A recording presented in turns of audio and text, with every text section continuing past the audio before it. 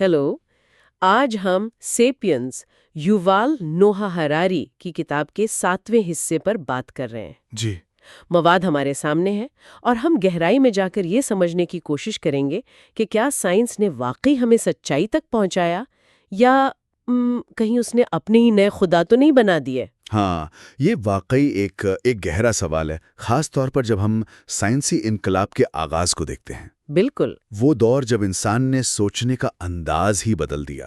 یہ کوئی چھوٹی بات نہیں تھی، یہ ایک بہت بڑی تبدیلی تھی۔ تو وہیں سے شروع کرتے ہیں۔ یہ انقلاب جس نے سب کچھ بدل دیا، اس کی بنیاد کیا تھی؟ مطلب وہ کیا بنیادی سوچ تھی؟ دیکھیں، اس میں دو بڑی چیزیں نظر آتی ہیں۔ پہلی تو تھی تجربے اور مشاہدے پر یقین، جسے امپیریل سوچ کہتے ہیں۔ اچھا۔ کہ بس سنی سنائی باتوں پر نہیں بلکہ خود دیکھو پرکھو۔ لیکن شاید اس سے بھی زیادہ جو بنیادی چیز تھی وہ تھی یہ مان لینا کہ ہم سب کچھ نہیں جانتے۔ یعنی لا علمی کا اعتراف۔ بالکل۔ حیرت انگیز طور پر اس انقلاب کی بنیاد صرف جاننے پر نہیں تھی بلکہ اس جرت پر تھی کہ ہم کہہ سکیں ہمیں نہیں معلوم۔ یہ تو بڑی دلچسپ بات ہے۔ پہلے تو یہی سمجھتے تھے کہ سارا علم پرانی کتابوں میں ہے۔ جی ہاں، بالکل۔ یہ سوچ کہ پرانے دانشور یا مقدس کتابیں ہی حتمی ہیں، یہ سوچ ٹوٹی۔ لا علمی کو تسلیم کرنا ہی اصل میں آپ کہہ لیں ایک طرح کی طاقت بن گیا۔ واہ! اچھا، تو یہ جو جاننے کی خواہش تھی اور طاقت، ان کا آپس میں کیا تعلق بنا پھر؟ کیا علم صرف علم کے لیے تھا یا اس کا کوئی فوری عملی مقصد بھی تھا؟ یہیں پر آ کر علم کا پورا کردار ہی بدل گیا۔ سائنسی انقلاب سے پہلے علم کا مقصد زیادہ تر ہوتا تھا کہ کائنات کو سمجھیں، اپنی جگہ پہچانیں۔ ہاں۔ لیکن اب زور اس بات پر آ گیا کہ اس علم سے عملی فائدے کیسے اٹھائے جائیں، طاقت کیسے حاصل کی جائے۔ اچھا۔ تو جیسے ہی کوئی نئی دریافت ہوتی، فوراً سوال اٹھتا کہ اچھا اس سے کیا ٹیکنالوجی بن سکتی ہے، ریاست کو کیا فائدہ ہوگا، فوج کیسے مضبوط ہوگی۔ تو یوں سمجھے کہ علم اور طاقت کا ایک نیا اور بہت گہرا رشتہ بن گیا۔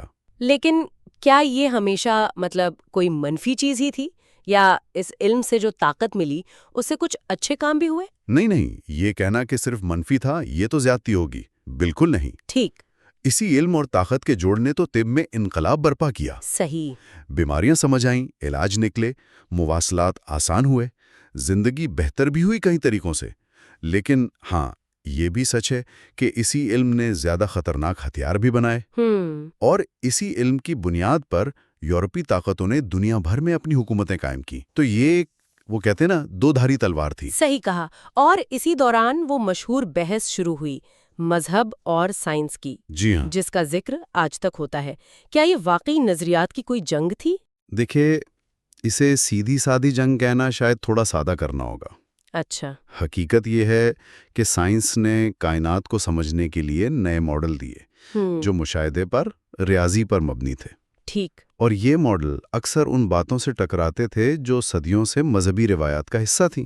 مثلاً کائنات کتنی پرانی ہے، زمین مرکز ہے یا سورج، زندگی کیسے شروع ہوئی، اس طرح کی چیزیں۔ سائنس کا طریقہ تھا سوال پوچھنا، ثبوت مانگنا۔ جی۔ جبکہ مذہب زیادہ تر ایمان، وحی اور روایت پر مبنی تھا۔ تو ظاہر ہے ٹکراؤ تو ہونا تھا۔ تو یہ صرف کتابی بحث نہیں رہی، اس نے عام زندگی کو، معاشرے کو کیسے متاثر کیا، خاص طور پر ٹیکنالوجی، جنگ، طب اور معیشت پر کیا اثرات ہوئے؟ اثرات تو ہر جگہ تھے، بہت گہرے تھے۔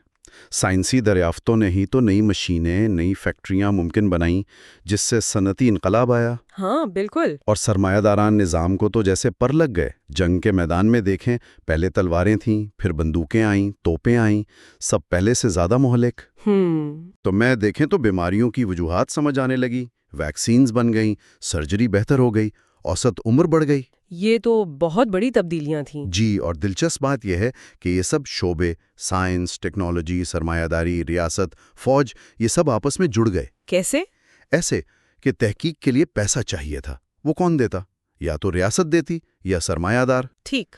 اور پھر تحقیق سے جو نئی ٹیکنالوجی یا طاقت ملتی وہ واپس انہیں اداروں کو یعنی ریاست اور سرمایہ داروں کو مزید مضبوط کرتی۔ تو یہ ایک چکر بن گیا جو خود کو ہی چلاتا رہا۔ یہ باہمی انحصار تو واقعی حیران کن ہے۔ اچھا، تو اس ساری گفتگو کو اگر ہم سمیٹیں، آج کے دور میں سائنس کا کیا مقام ہے؟ کیا یہ اب بھی بس غیر جانبدار ہو کے سچائی کی تلاش ہے یا اس کا کردار کچھ اور بن گیا ہے؟ میرے خیال میں یہ آج کا سب سے اہم اور شاید سب سے مشکل سوال ہے۔ اس میں تو کوئی شک نہیں کہ سائنس علم حاصل کرنے کا ایک بے انتہا مؤثر طریقہ ہے۔ بالکل۔ سوچنے کی بات یہ ہے کہ کیا یہ خود ایک غالب نظریہ نہیں بن گئی؟ کیا ہم نے سائنسی طریقہ کار کو ہی سچائی تک پہنچنے کا واحد حتمی راستہ سمجھ لیا ہے؟ آپ کا مطلب ہے کہ دوسرے طریقوں کو نظر انداز کر دیا گیا ہے؟ ایک طرح سے ہاں۔ کیا اس سوچ نے علم حاصل کرنے کے جو دوسرے راستے ہیں، جیسے فلسفہ ہے، آرٹ ہے یا روحانی تجربات ہیں، ان کو کہیں پیچھے تو نہیں دھکیل دیا؟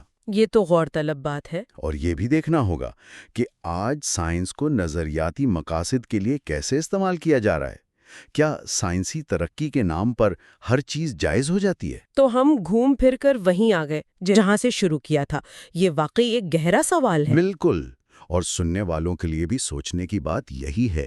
کیا یہ جو صدیوں کی سائنسی ترقی ہوئی ہے، اس نے ہمیں واقعی مطلق سچائی کے قریب پہنچا دیا ہے؟ یا پھر سائنس نے اپنی تمام تر کامیابیوں اور دریافتوں کے باوجود ایک نیا بہت طاقتور قسم کا وہم، ایک ایلوژن پیدا کر دیا ہے، ایک ایسا وہم جو ہمیں یقین دلاتا ہے کہ ہم سب کچھ جان سکتے ہیں اور ہر چیز پر قابو پا سکتے ہیں۔ اس سوال پر ضرور غور کیجیے گا۔ اس کا کوئی آسان جواب تو نہیں لگتا۔ ایسی مزید دلچسپ گفتگو اور تجزیے کے لیے ہمارے چینل کو سبسکرائب کرنا نہ بھولیں۔